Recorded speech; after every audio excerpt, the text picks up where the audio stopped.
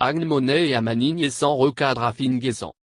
Dans un communiqué rendu public le mardi 2 juin 2020, le camarade Pascal Afin Nguessan a annoncé unilatéralement la suspension des négociations avec le FPI resté loyal au président Laurent Gbagbo, président fondateur du parti. Les raisons invoquées semblent tout particulièrement incriminer l'accord-cadre signé entre le PDCIRDA du président Henri Konan Bédié et le FPI du président Laurent Gbagbo. Pour le camarade Afin Nguessan, tout accord qui n'a pas sa caution serait du domaine de l'illégalité. Il a soutenu sans ambages que le dit accord n'est pas la priorité du moment, étant entendu que les discussions en cours n'ont pas encore consacré l'unité tant attendue par les militants du FPI et le peuple de Côte d'Ivoire dans sa grande majorité. Close volume soulignement off.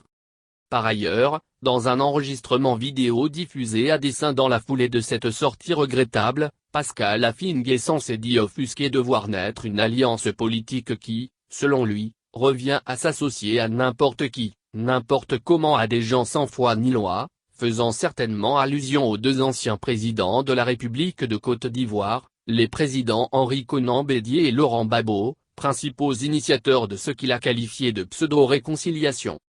Aussi, s'est-il permis de se livrer, comme à son habitude, à des diatribes intempestives dont lui seul a le secret dans le microcosme politique ivoirien.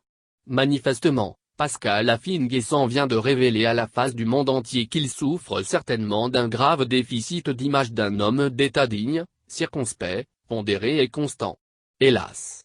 1000 fois hélas.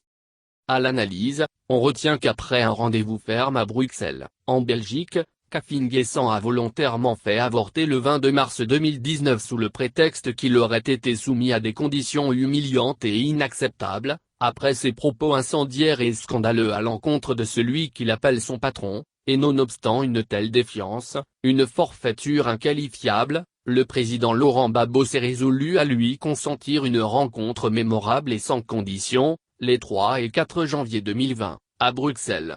Cette bienveillance dans l'esprit d'un homme d'État hors pair, épris de paix, de tolérance et de pardon, a créé un vif émoi dans l'opinion nationale et internationale, et a suscité un grand espoir quant à l'unité du FPI.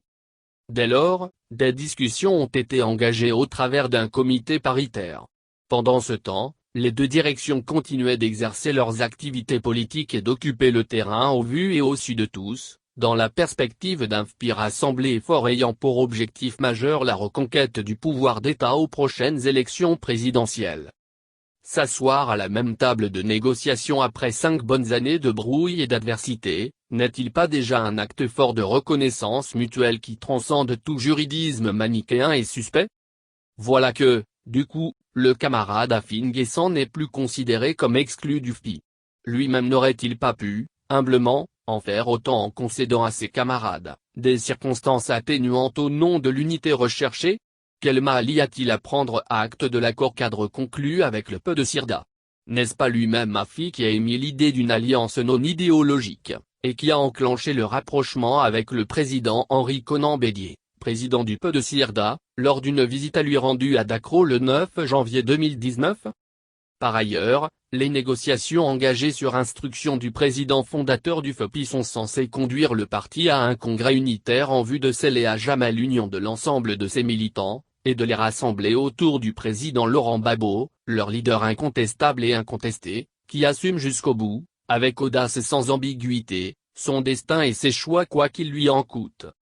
Au demeurant, juridisme pour juridisme, au nom de quel texte fondamental du FPI, ou, au nom de quelle foi ou loi le camarade Afin Nguessan réclame-t-il accord et à cri, avant même les conclusions des discussions à peine amorcées? D'une part, le poste de premier vice-président du parti avec plein pouvoir. D'autre part, la position surréaliste, désormais caduque, de colistier si le président Laurent Gbagbo était désigné candidat du parti aux élections présidentielles prochaines ou, celle de porte-flambeau du FPI au cas où le président Laurent Gbagbo ne se présenterait pas? Sans doute, Afin Nguessan s'est rendu à l'évidence que, depuis la dernière révision constitutionnelle opérée par le pouvoir RHDP en mars 2020 et, surtout, depuis le 28 mai dernier, toutes ces exigences sont en train de s'écrouler les unes après les autres. Pour cette seule raison et non pour toute autre, la réconciliation tant souhaitée au sein du parti ne représente plus aucun intérêt pour lui. En effet, en ayant modifié substantiellement les conditions de liberté de notre leader charismatique, la Cour pénale internationale, CPI, vient de mettre à nu tout le flou artistique entretenu par un vrai faux candidat qui louvoyait en misant astucieusement sur le non-retour au pays du président Laurent Gbagbo, avant l'élection présidentielle d'octobre 2020.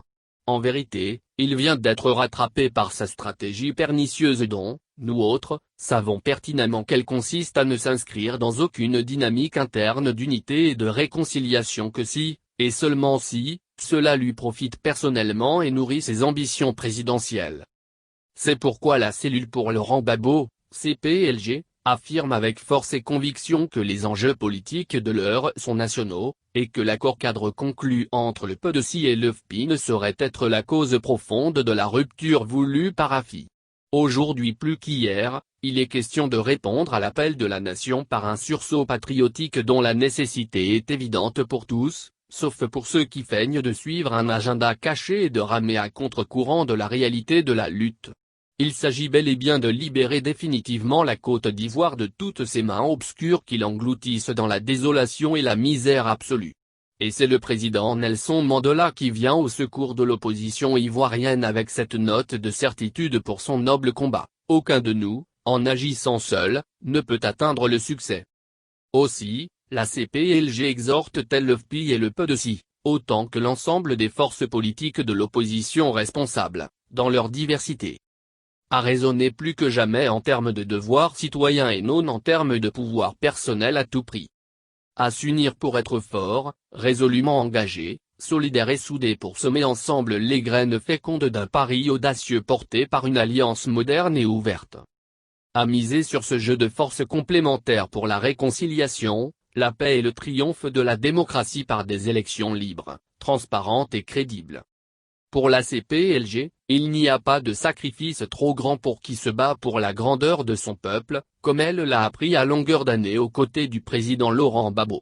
Voilà pourquoi elle en appelle au sens du devoir et de la responsabilité du camarade Pascal Affi-N'Guessan sans réserve, sans préalable et sans exigence désobligeante, dans cette stratégie globale de lutte définie par les partis politiques de l'opposition. Elle leur exprime, à cet effet, son souhait le plus ardent de les voir revenir instamment à la table de négociation, afin d'aboutir à des conclusions salutaires dans un délai raisonnable. Il y va ainsi de la victoire des militants et sympathisants du FPI et du bonheur du peuple souverain de Côte d'Ivoire.